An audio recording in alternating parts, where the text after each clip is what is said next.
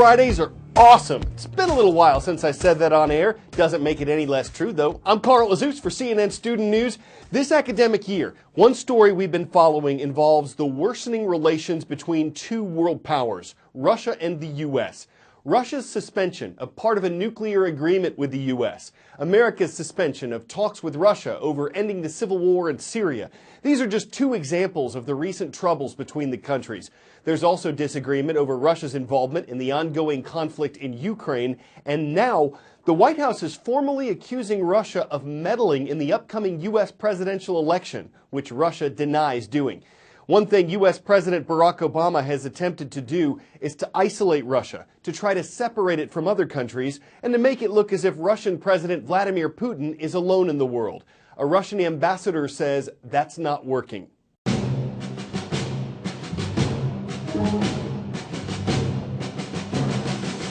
Putin is often cast as isolated in the world, targeted by international sanctions, shunned on the international stage. But in fact, he's been steadily building alliances in areas where Western powers have struggled.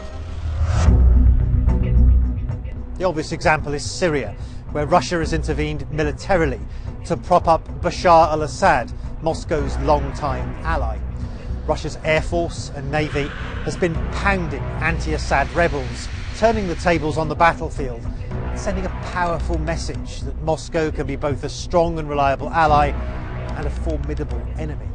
Russia has a working relationship with Iran and is increasingly seen as a serious player once again in the Middle East. Putin is building an important relationship with China as well, with whom Russia has a shared interest in counterbalancing the power of the United States. Russia and China are building closer economic ties, particularly in energy, where the two countries have agreed, amongst other things, a $400 billion gas deal. Russia's status as a major gas and oil producer has encouraged countries like Turkey and Saudi Arabia, sometimes themselves at odds with Moscow in other areas, to forge closer ties with the Kremlin. So the relationship with the United States and others in the West may be testing, but when it comes to Russia, much of the rest of the world is still keen to do business. Getting back to Russia and the upcoming U.S. election, the American government has publicly accused the Russian government of participating in cyber attacks against American election systems, allegedly hacking into the Democratic National Committee's computers, for instance, and stealing documents. Russian officials have called the accusations flattering, but they've repeatedly denied meddling in the U.S. election and said there's no proof Russia's involved in the hacking. Still, all this has brought up questions of how secure the American voting process is, especially in states where it's done electronically. It's something getting the attention of DHS, the Department of Homeland Security. On Monday, DHS reported more than 30 U.S. states have asked for help with cybersecurity for election and voter registration systems. Security expert Chris Wysopal says that modifying the voter registration isn't going to change any votes, but there are other vulnerable points of entry. So it all kind of starts here at the election management system. That's where the ballots are created, put on a memory card, and then into a voting machine. Then it has to be sent back to the election management system here to be counted. If there's no paper record from the voting machines, a hacker could tamper with the election management system and change the vote. Fortunately, none of this is connected to the internet, so hackers target election officials. These are the election employees who are running these systems. They connect to the internet. If their computers get infected and they're the ones that are managing and maintaining these systems, there's a chance that memory cards come from their computers here.